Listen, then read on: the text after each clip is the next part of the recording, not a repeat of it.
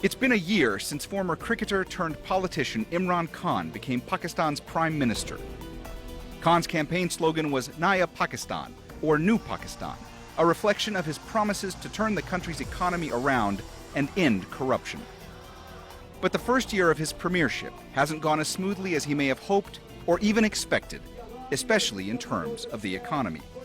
The Pakistani rupee has lost 35% of its value during his time in office. Khan's critics call him the prime minister of the U-turns, as he has been forced to go back on many of his campaign pledges in an attempt to rescue the situation.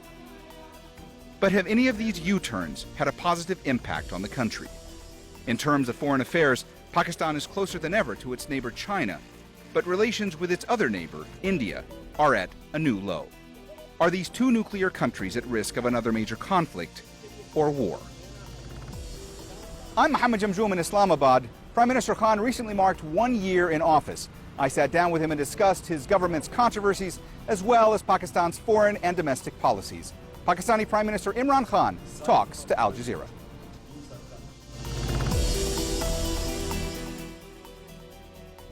Pakistani Prime Minister Imran Khan, thank you for talking to Al-Jazeera.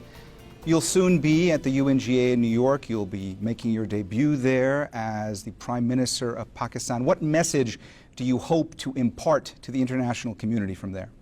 Well, under normal circumstances, I would have talked about climate change.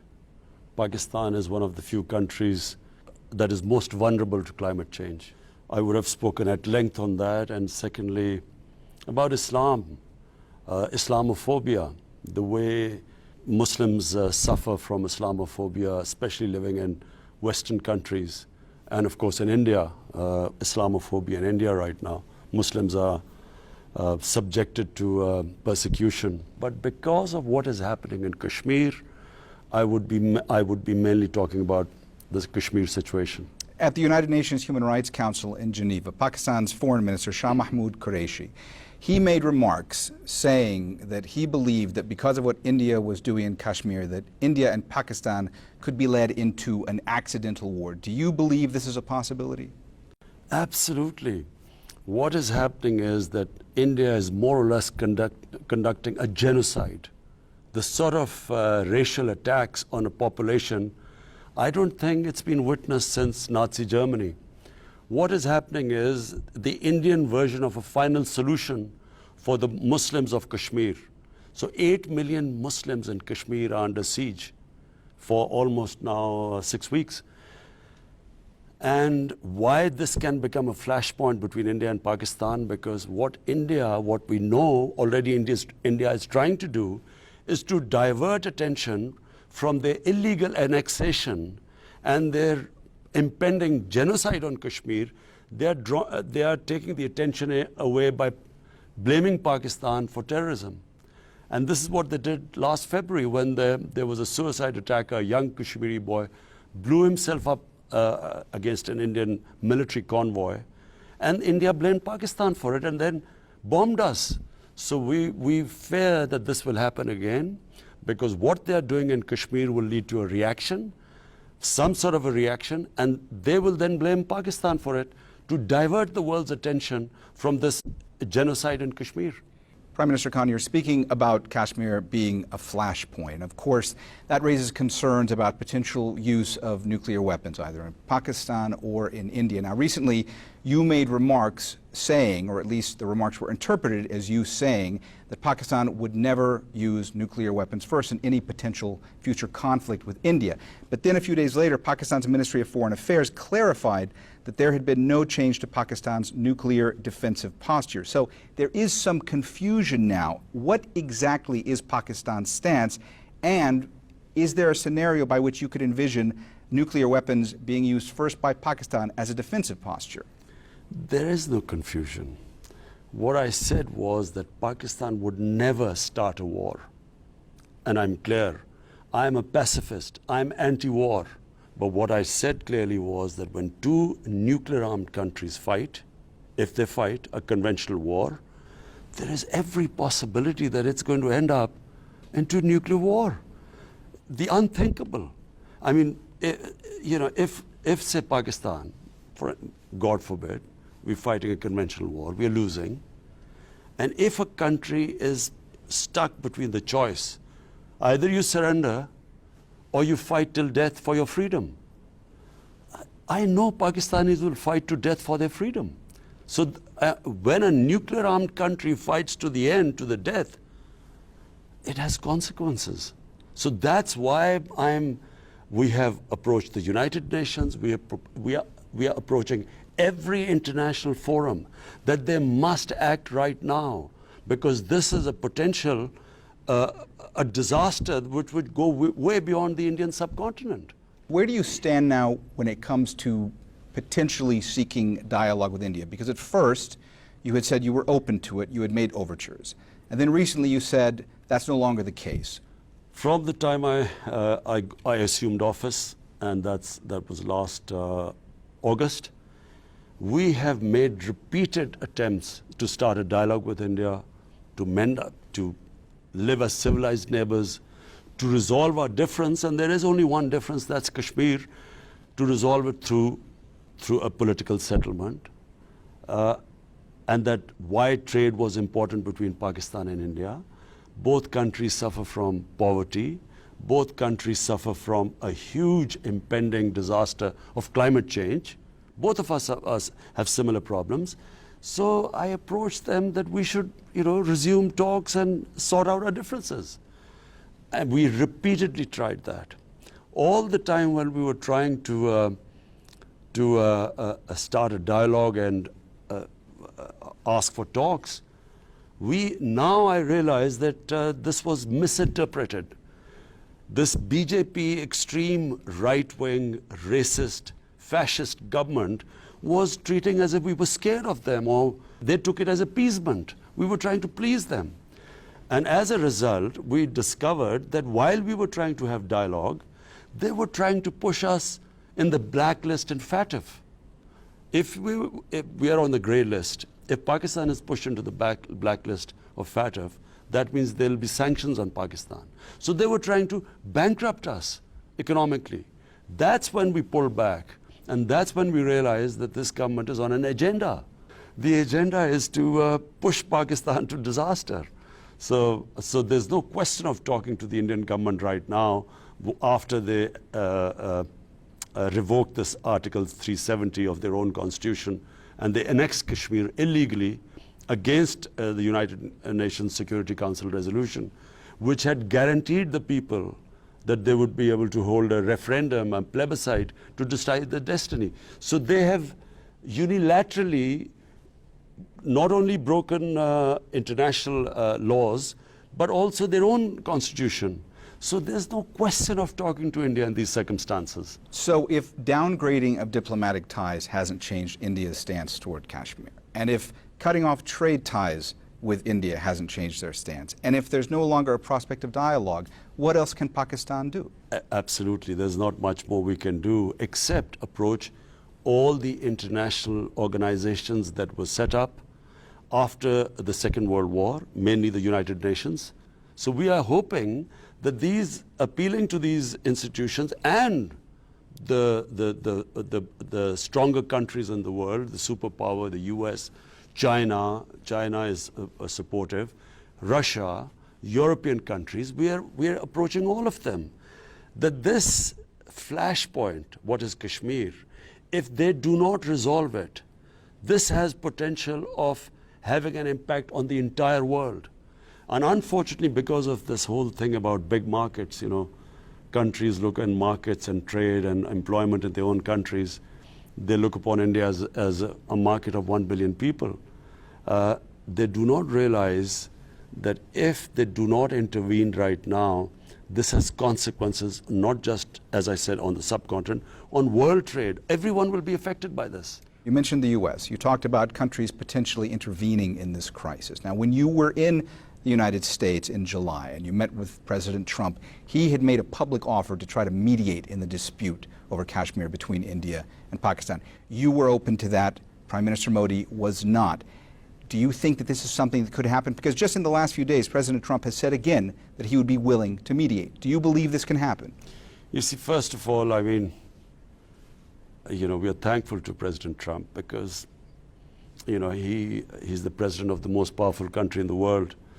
And if the president of the United States intervenes in this and seriously intervenes, it's one way that you can guarantee that there will be some sort of a resolution.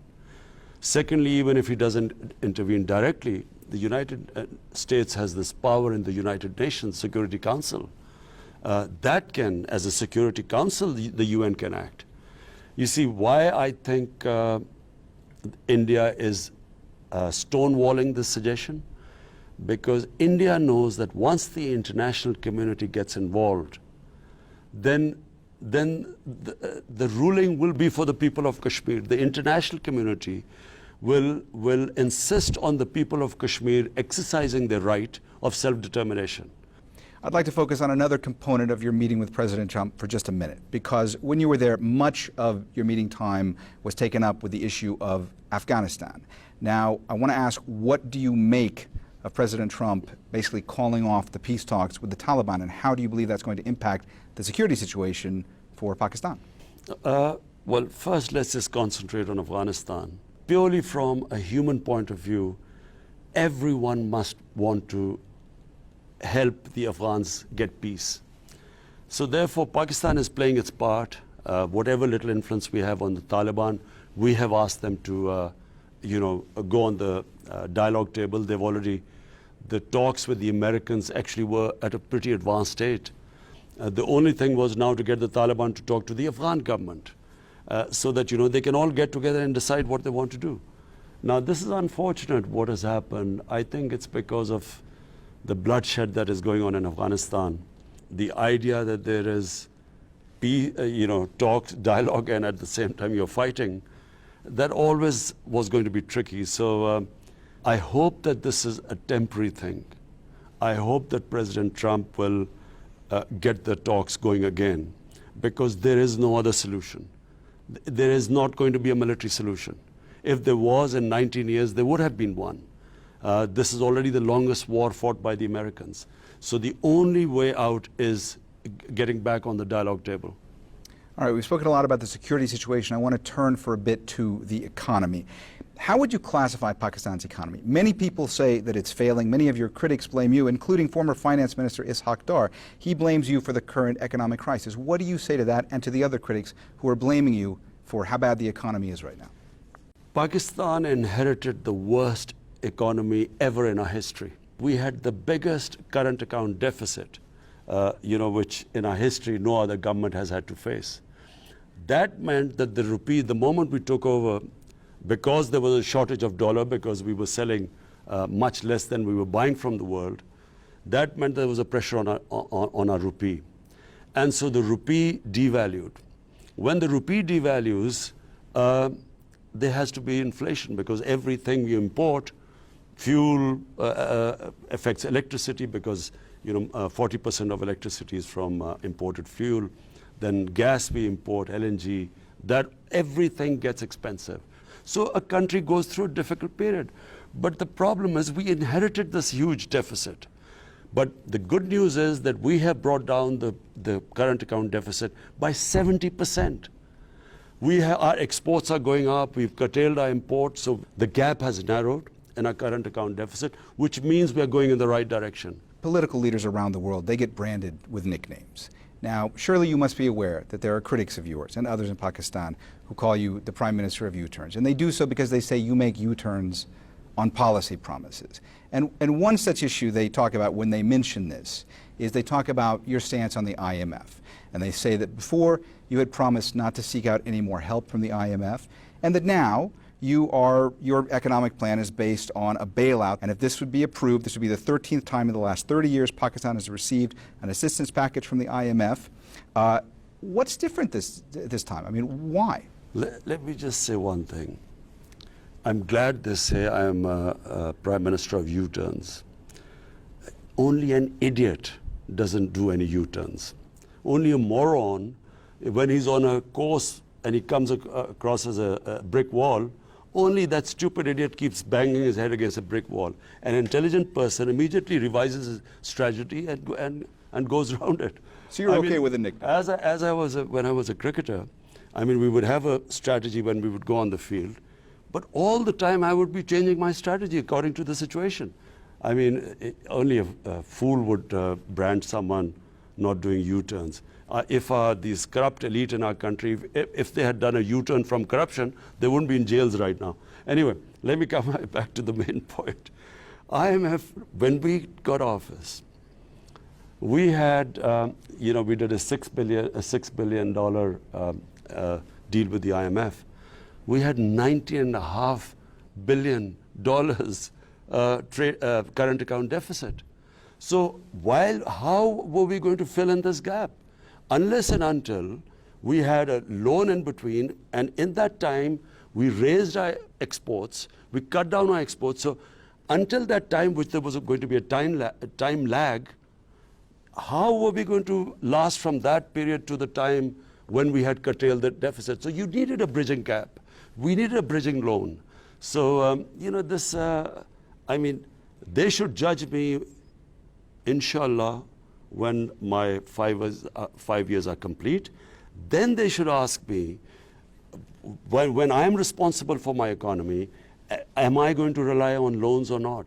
And inshallah, this will be the last IMF package we will ever have. But as far as now, today, does this mean, talking about the U-turn in this policy, does this mean that you are recognizing that it is necessary for Pakistan's financial stability and for the economy that you must ask for external support? No, I do not believe if a country manages its economy properly, it should not have to borrow money from IMF or anyone.